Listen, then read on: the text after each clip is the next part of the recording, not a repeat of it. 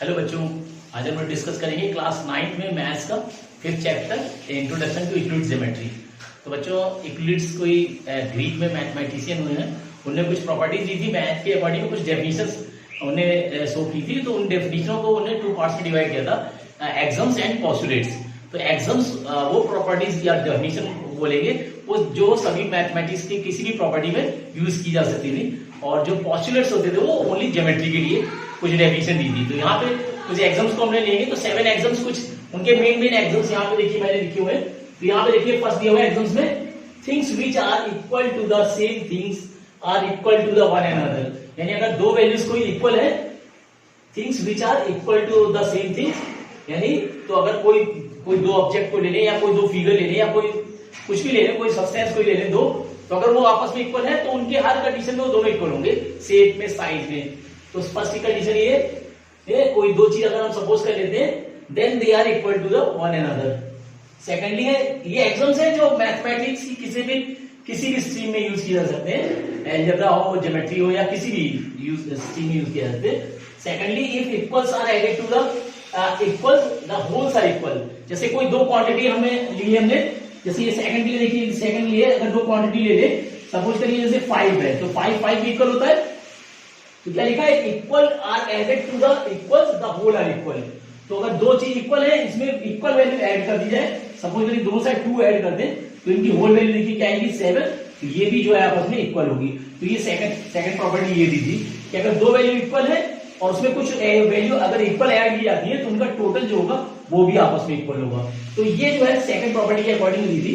तो ये सब एग्जाम्स यूज होते हैं सॉल्यूशनों में, ज्योमेट्री या किसी भी स्ट्रीम में यूज किए जाते हैं, अलजेब्रा में हो या फिर अरिथमेटिक में हो, कहीं भी ये प्रॉपर्टी सभी यूज की जाएंगी।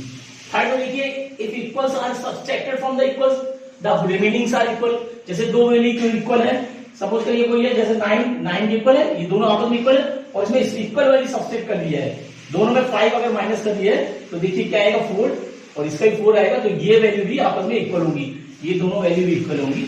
अगर दो वैल्यू इक्वल है और उसमें इक्वल वैल्यू सब्ट्रैक्ट की जाए बोथ साइड, तो उनका जो रिमाइंडर आएगा, जो रिमेनिंग वैल्यूज आएगी, वो भी आपस में इक्वल होंगी। ये वो प्रॉपर्टीज है ये जो यूनिवर्सल ट्रूथ है, इनको प्रूव करने की जरूरत नहीं है। कुछ उन्होंने डेफिनेशन जो दी थी वो यूनिवर्सल ट्रूथ होती थी, और जो उनको एग्जाम्स और पोस्टुलेट्स के अकॉर्डिंग में कन्वर्ट किया, ये पोस्टुलेट्स है, ये किसी भी मैथमेटिक्स के किसी भी स्ट्रीम में यूज करेंगे।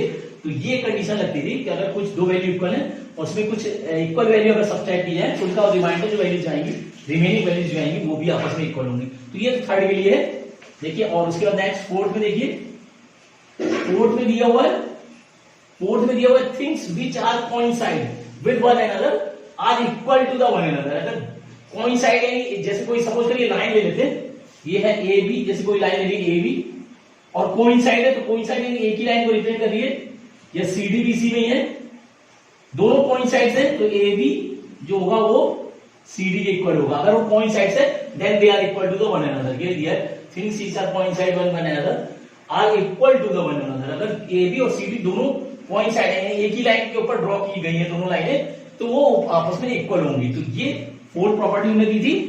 और उसके बाद जो है नेक्स्ट देखिए,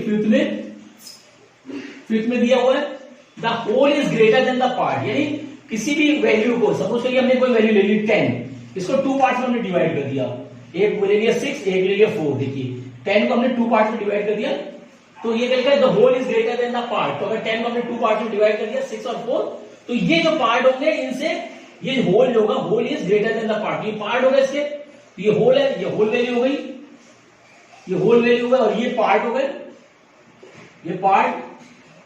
तो whole is greater than the part, यानी 10 जो है 6 से बड़ा होगा, 10 जो है 4 से भी बड़ा होगा। तो ये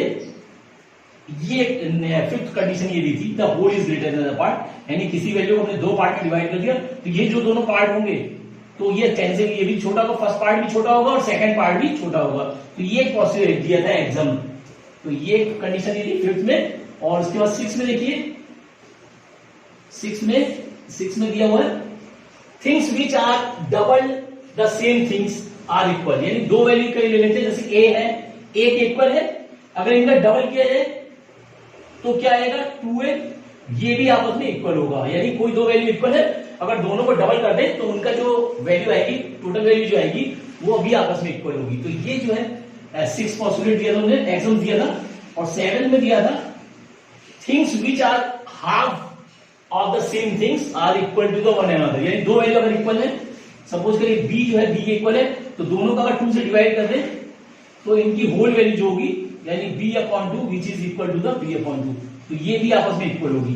यानी दो वैल्यू अगर उनको डबल करते हैं 6 में डबल करते हैं तो उनकी जो वैल्यू बनेगी टोटल 2a, तो 2a के बराबर होगा। इसी टाइप से अगर दो वैल्यू इक्वल है तो उनको अगर दोनों का भाग कर दिया जाए तो वो जो रिमाइनिंग वैल्यू होगी, रिमेनिंग वैल्यू वो भी आपस में इक्वल होगी। तो ये कुछ एग्जाम्पल्स हैं, ये सॉल्यूशनों में जैसे कभी सॉल्यूशन करते हैं मैथ्स के या किसी भी मैथ्स के अरिथमेटिक या अलजेब्रा या ज्योमेट्री कहीं भी करते हैं तो ये सब प्रॉपर्टी यूज होती है और ये यूनिवर्सल ट्रूथ है, इनको प्रूव करने की जरूरत नहीं है, ये यूनिवर्सल ट्रूथ है। तो ये 7 एग्जाम्स हैं, इनको अच्छी तरह से याद करना है आपको, तो ये पेपर में पूछे भी जाते हैं। तो ये 7 एग्जाम्स ये हैं, और उसके बाद जो है 5 पॉस्टुलेट है, तो इनको नोट करें, फिर जो है पॉस्टुलेट को डिस्कस करेंगे। और यूक्लिड्स ने जो पॉस्टुलेट्स दिए थे, जैसे एग्जाम्स को इससे पहले डिस्कस किया था, तो एग्जाम्स वो प्रॉपर्टीज थी या डेफिनेशन थी जो किसी भी मैथमेटिक्स की किसी भी स्ट्रीम में यूज किया जाती है, जैसे अरिथमेटिक में या अलजेब्रा में या ज्योमेट्री में कहीं भी यूज कर सकते थे। मगर जो पॉस्टुलेट्स वो प्रॉपर्टीज दी थी जो सिर्फ ज्योमेट्री में यूज होनी थी,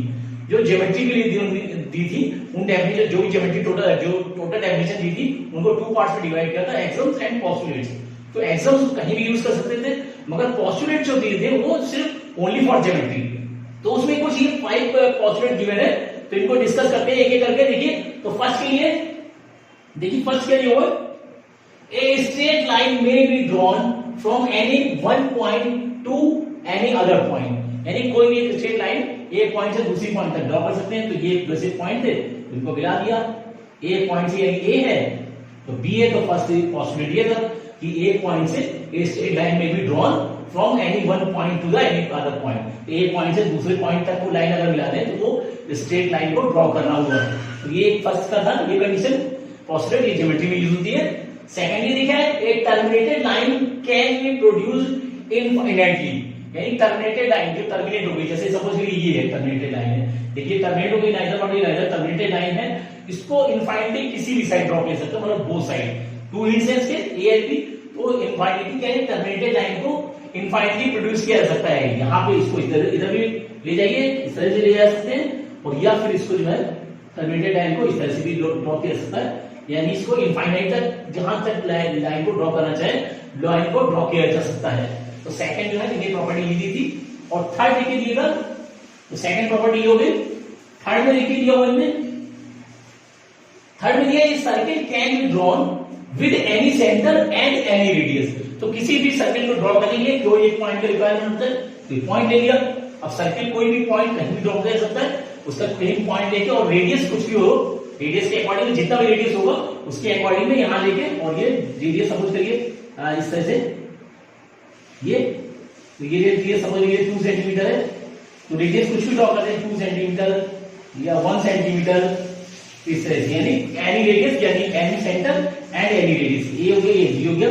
तो कोई भी सेंटर और किसी भी रेडियस से कोई भी सर्किल ड्रॉ किया जा सकता है। तो बस लेके और जो है एक पॉइंट लेके इनिशियल पॉइंट से, और एक टर्मिनेट जो एक जो है फिक्स पॉइंट लेके, और उसको एक इक्वल डिस्टेंस से एक लाइन ड्रॉ करें सर्कमफ्रेंस के अकॉर्डिंग, तो एक सर्किल बनेगा। तो ये थर्ड प्रॉपर्टी दी थी। इसी तरह से फोर्थ में देखिए क्या दिया हुआ है, फोर्थ में दिया वो all right angles are equal to the one another. तो राइट एंगल है, तो राइट एंगल को हम चाहे ऐसे बनाए और चाहे ऐसे बनाए और या फिर ऐसे बनाए, और कैसे भी बना ले, राइट एंगल जो है, राइट एंगल जो है ऐसे बना ले, तो ये जो होगा 90 डिग्री होगा, चाहे ऐसे ले लें, चाहे ये हो गया 90 डिग्री, 90 डिग्री ये भी है। ये लेंथ से मतलब नहीं है, लेंथ कुछ भी हो सकती है, ये लेंथ कुछ भी हो सकती है, मगर ये एंगल जो होंगे 90 डिग्री होंगे, सभी की वैल्यू जो होगी 90 डिग्री होगी। या बोल सकते हैं both lines are perpendicular to each other, यानी दोनों लाइनें जो होंगी एक दूसरे के परपेंडिकुलर होंगी। इस कंडीशन में ये 90 डिग्री के एंगल होंगे वो आपस में इक्वल होंगे, ये कंडीशन दी थी। All right angles are equal to the one another, एक दूसरे के इक्वल होंगे, सभी 90 डिग्री जो होंगे आपस में इक्वल होंगे। तो ये जो दी थी ने फोर्थ प्रॉपर्टी दी थी। तो राइट एंगल सभी, क्योंकि राइट एंगल है तो राइट एंगल मींस सभी 90 डिग्री है, तो वो आपस में इक्वल होंगे क्योंकि 90 डिग्री है। और उसके बाद जो फिफ्थ देखिए जो है ये सबसे इंपॉर्टेंट है, नॉर्मली पेपर में ज्यादातर ये फिफ्थ वाला पूछा जाता है। पूछा जाता है। तो देखिए क्या क्या होगा, if a straight line falling on two straight lines, यानी दो स्ट्रेट लाइन है, सपोज ये दो स्ट्रेट लाइन है ये, और एक तीसरी लाइन ये गई है, ये लाइन कोई है एल और ये एम है, और ये कोई एन लाइन है, इस तरह से ड्रॉ कर दिए। दो लाइनों को एक तीसरी लाइन काटती है। ये देखिए क्या लिखा होगा, if a straight line falling on the two straight line, दो स्ट्रेट लाइन से एक फाइन लाइन काटती है, makes the interior angle on the same side of it, यानी एक या ये वाला एंगल देखिए ऑन द सेम साइड, एक ये एंगल बना है, एक ये दोनों, और या फिर ये बना, देखिए ये वाला angle on the same side, ये लाइन काट रही है तो एक साइड के एंगल, यानी जैसे ये बोले फर्स्ट और टू, ये दोनों angle on the same side, या फिर ये 3 and 4 ये एंगल देखिए। तो it makes an interior angle on the same side is taken together less than the to right angle.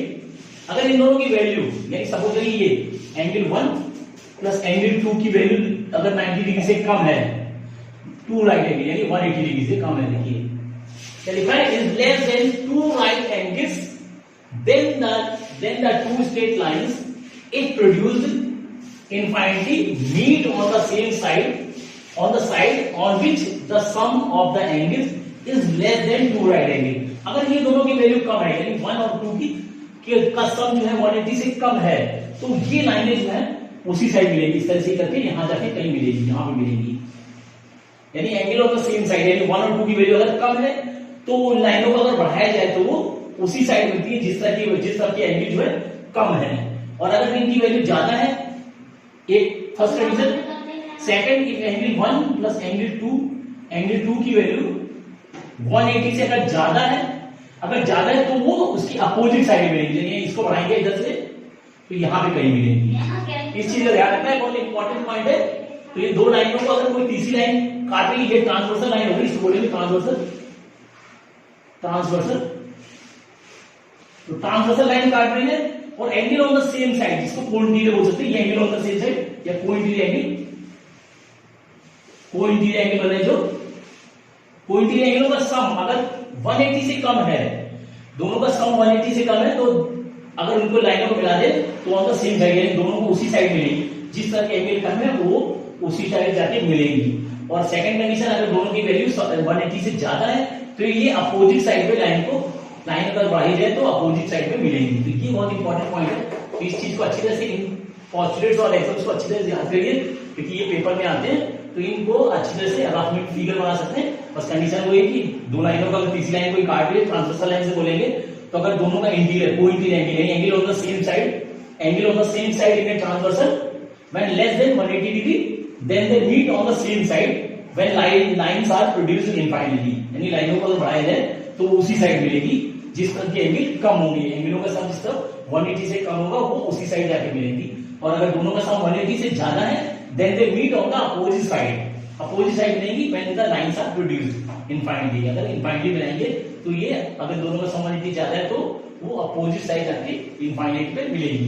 तो ये एक इंपॉर्टेंट प्रॉपर्टीज है, इन प्रॉपर्टी को नोट करें, इन्हीं के अकॉर्डिंग एक्सरसाइज 5.1 सॉल्यूशन होंगे, तो इनको नोट करें और इनको अच्छी तरह रट लें, इनको अच्छी तरह से बिल्कुल प्रिपेयर कर लें, क्योंकि पेपर यहाँ पे हुआ है, इसमें which all the following statement are true and which are false, तो यहाँ ट्रू फॉल्स बताना है, तो ये करके लेंगे। तो बस ये एग्जाम्स और पोस्टुलेट को यूज करना है, यूनिट्स एग्जाम्स एंड पोस्टुलेट को यूज करके और उनको प्रॉपर्टी को शो करना है। तो देखिए फर्स्ट को लेंगे, तो जैसे फर्स्ट है सॉल्यूशन, यहाँ लिखें सॉल्यूशन फर्स्ट के अकॉर्डिंग देखिए, तो क्या लिखा है फर्स्ट में, देखिए क्या लिखा, only one line can passes through a single point, किसी भी एक पॉइंट से only one line can B passes. तो अगर एक सिंगल पॉइंट अगर ये ले ले ओ, तो इस पॉइंट से कितनी लाइन ड्रॉ कर सकते हैं, इधर भी ड्रॉ कर सकते हैं, ऐसे कैसे भी लाइन ड्रॉ कर दे, देखिए ये, तो ये देखिए, तो कैसे भी लाइन ड्रॉ करें, तो ये क्या हो जाएगा, दिस स्टेटमेंट में क्या हो जाएगा, फॉल्स होगा। No because many more lines can be drawn, passes through a given point, तो ये फॉल्स होगा। अब यहाँ पे क्यों एक पॉइंट से सिंगल एक लाइन ड्रॉ कर सकते हैं? No, many more line can be drawn या passes through the single point, तो ये फॉल्स होगा फर्स्ट।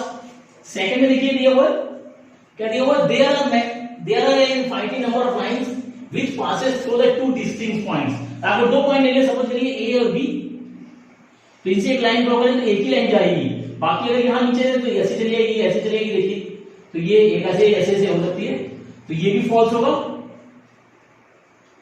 तो यहां पे लिखिए no, only one line can passes through A and B, A and B। तो ये इस टाइप से दो पॉइंट है ए बी से, तो only one line can pass through the given point, ये पॉसिबिलिटी है, यानी दो पॉइंटों से सिंगल एक लाइन ड्रॉ की जा सकती है, तो ये कंडीशन जो होगी ये भी फॉल्स होगी। सेकंड फॉल्स हुआ, only one line can pass through the two distinct points. ये थर्ड में देखिए, एक terminated line can be produced infinitely on the both side, ये सही है, पॉसिबल है। देखिए तो ये टर्मिनेटेड लाइन है, कोई ये टर्मिनेटेड लाइन है, कोई भी ये एक्स वाई से है, तो इसको इधर भी बढ़ा सकते हैं, इधर भी बढ़ा सकते हैं, तो ये जो होगा ट्रू होगा थर्ड, ये सही है।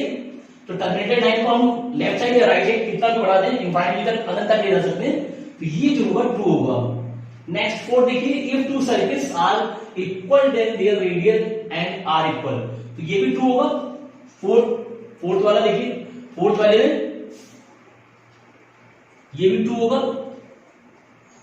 क्योंकि अगर रेडियस इक्वल है, दोनों circle equal, if two circles are equal, अगर इक्वल है then their radius are equal. If two ऐसे लिखेंगे, if two circles are equal then their radius are also equal. अगर सर्किल आपस में इक्वल है तो उनके रेडियस आपस में इक्वल होंगे, यानी एक पॉइंट अगर ले लें तो उनको अगर ड्रॉ करें दोनों सर्किलों को, तो दोनों पॉइंट साइड होंगे। जैसे सपोज करिए तो एक पॉइंट ले लिया और ये सर्किल ड्रॉ कर दिया, और एक और उसी के पॉइंट साइड दूसरे सर्किल से ड्रॉ करें तो उसी के ऊपर जाएगा, एक दूसरे के पॉइंट साइड होंगे, तो ये जो होगा ये भी ट्रू होगा, ट्रू पॉइंट साइड होगा, यानी एक के ऊपर एक सर्किल दोनों बन जाएंगे। जैसे सपोज करिए 10 रुपीज की कॉइन ले लीजिए, वो भी सर्कुलर होते हैं, देखिए तो दो कॉइन ले लें, दोनों को एक के ऊपर एक रख दें, तो दोनों के डायमीटर इक्वल होते हैं, दोनों के डायमीटर इक्वल होंगे, यानी पॉइंट साइड होंगे, बिल्कुल एक सेम साइज के होंगे, तो वो दोनों सर्किल इक्वल होंगे। तो वही कंडीशन यहाँ पे लग रही है, if two circles are equal then their radii are equal. तो जब दोनों डायमीटर, दोनों सर्कमफेरेंस इक्वल है, तो उनके रेडियाई भी जो इक्वल होंगे, तो ये ट्रू होगा स्टेटमेंट। फिफ्थ वाले में देखिए दिया हुआ है, if AB is equal to PQ, यानी AB जो है PQ के इक्वल है, और PQ जो है XY के इक्वल है, उस कंडीशन में AB XY के इक्वल होगा, यस होगा, ट्रू है। ये भी कैसे, देखिए कैसे, यहाँ पे करें ये फिफ्थ वाला। अब AB इक्वल है, देखिए AB इक्वल टू PQ और XY इक्वल टू PQ, ये फर्स्ट हो गया, ये सेकंड हो गया। देखिए AB जो है PQ के इक्वल है और PQ XY के इक्वल है, या XY PQ को इक्वल, ऐसे ले लेते हैं, तो इक्वल सारे, देखिए ये भी PQ, तो दोनों में अगर ले लें फ्रॉम 1 and 2, तो दोनों इक्वल है। PQ जो है AB की भी इक्वल है, PQ जो है XY की इक्वल है, तो AB जो हो जाएगा, AB जो होगा वो XY के इक्वल होगा, तो ये भी ट्रू हो जाएगा। ये कंडीशन भी जो होगी वो ट्रू होगी, ये ट्रू। तो इस तरह सॉल्यूशन करना है, एक्सप्लेन करके कर सकते हैं। तो दोनों को लाइन ले ले, AB जो है PQ के इक्वल है और XY भी PQ के इक्वल है, तो PQ दोनों के इक्वल है। इसका मतलब जब इनके राइट साइड बड़े इक्वल है तो लेफ्ट साइड भी इक्वल होंगे, तो AB जो होगा वो XY के इक्वल होगा। तो इस तरह से करना है सॉल्यूशन को। बच्चों ने पहले सेकंड क्वेश्चन यहाँ पे हुआ है, इनकी डेफिनेशन यहाँ पे लिखनी है। देखिए define the definition on each of the parallel lines, perpendicular lines, line segment, radius of circle, square. तो इनकी सबको डेफिनेशन शो करनी है, देखिए करके लेते हैं। तो फर्स्ट के लिए जैसे पैरेलल लाइन, तो पैरेलल लाइन कैसे होती है, टू लाइन से ड्रॉ कर दी, ये AB एंड CD, ये तो अगर ये दोनों लाइन पैरेलल है तो क्या बोलेंगे, if two lines are parallel then they have no common points, ऐसे बोल सकते हैं। या distance between the two lines are equal then they are parallel, तो ऐसे बोलेंगे AB and CD are parallel lines if they have no common point, ऐसे बोल सकते हैं। और they are not intersect, they not intersect anywhere, यानी दोनों इंटरसेक्ट ना करें तभी वो पैरेलल लाइंस है। कंटिन्यूसली जैसे रेलवे ट्रैक होती है, देखिए जब तुम पैरेलल होती है वो कहीं भी देखें वो इक्वल डिस्टेंस पे होती है। Distance between the two parallels ये हमेशा इक्वल होते हैं। देखिए ये जो डिस्टेंस होगा, distance between the two parallels are equal from anywhere. कहीं भी अगर हम चेक करें तो दो पैरेलल लाइन के बीच में डिस्टेंस हमेशा इक्वल होगा। तो डेफिनेशन ऐसे बोल सकते हैं AB and CD are parallel if they have no common points, दोनों में कॉमन पॉइंट नहीं है तो वो पैरेलल लाइंस हैं। सेकेंडली परपेंडिकुलर, देखिए परपेंडिकुलर लाइंस, परपेंडिकुलर लाइंस कैसे ड्रॉ करेंगे? जैसे ये सपोज करिए कोई ले ए बी और ये पी से कोई ड्रॉ करिए एम, ऐसे बोल सकते हैं। तो टू लाइंस आप ऐसे बोल सकते हैं two lines are perpendicular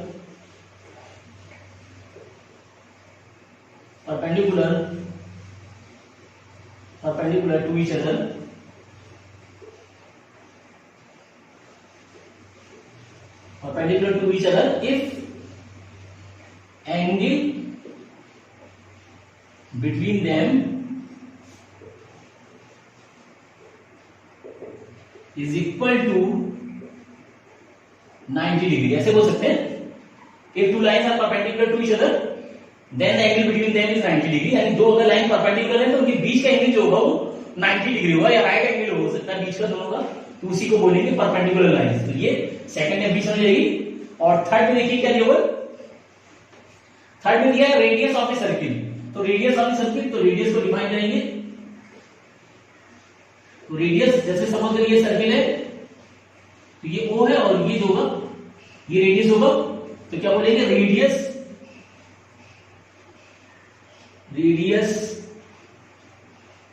of a circle is the distance between the center and circumference, circumference।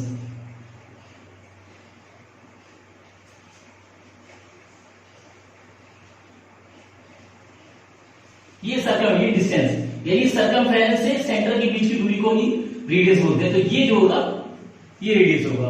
तो बोल सकते हैं radius of a circle is the distance between the centre to the circumference of the circle, यानी circumference से centre तक के बीच की दूरी को जो बोलते हैं वो रेडियस बोलते हैं। तो ये डेफिनेशन से एक्सप्लेन कर सकते हैं। और फिफ्थ देखिए दिया हुआ, फिफ्थ दिया हुआ स्क्वायर। स्क्वायर देखिए क्या होता है, स्क्वायर से ऐसे फिगर बनेगा, ये ऐसे बोल सकते हैं ए बी सी डी, और ये एंगल जो होंगे वो 90 डिग्री होंगे, सभी एंगल 90 डिग्री होंगे, सभी साइड इक्वल होंगी, डायगोनल आल्सो इक्वल, डायगोनल भी आपस में इक्वल होते हैं। तो क्या बोलेंगे square is a quadrilateral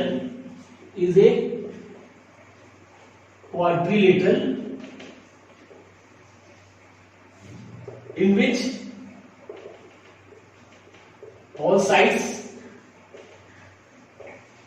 are equal, all angles are 90 degree and their diagonals also equal, यानी AB BC CD AD, यानी चारों साइड आपस में इक्वल होंगी और सभी एंगल यानी angle A, angle B, angle C, angle D सभी 90 डिग्री एंगल होंगे और उनके डायगोनल्स इक्वल होंगे, यानी AC जो होगा वो BD के इक्वल होगा। तो इस तरह की डेफिनेशन होती है। Square is a quadrilateral, quadrilateral mean four sided figure, ऐसे हो सकते हैं। Square is a quadrilateral in which all sides are equal, all angles are 90 degree and their diagonals are also equal. तो ये जो होगी स्क्वायर की डेफिनेशन होगी। Square is a quadrilateral in which all sides are equal, all angles are 90 degree and their diagonals are equal। तो इस तरह से डिफाइन करना है, डेफिनेशन दे सकते हैं, अपने लैंग्वेज में लिख सकते हैं, अपने लैंग्वेज में कुछ लिख सकते हैं। तो रेडियस जो होगा, जैसे रेडियस है तो radius distance between centre to the circumference of a circle are known as radius. Perpendicular, if the angle between the two lines is equal to 90 degree, then they are perpendicular to each other. इसी तरह से parallel line, two lines are parallel if they have no common point, यानी दो line है, अगर उनमें कोई common point नहीं है, then they are parallel। या बोल सकते हैं if distance between the two lines are equal, distance between the two lines are equal, then they are parallel। और नेक्स्ट है जो फर्स्ट है परपेंडिकुलर हो गए, ये पैरेलल है ना, पैरेलल है। इस तरह से एक एक करके डिफाइन कर दे, डेफिनेशन लिख देंगे इनकी, तो इनको नोट करें।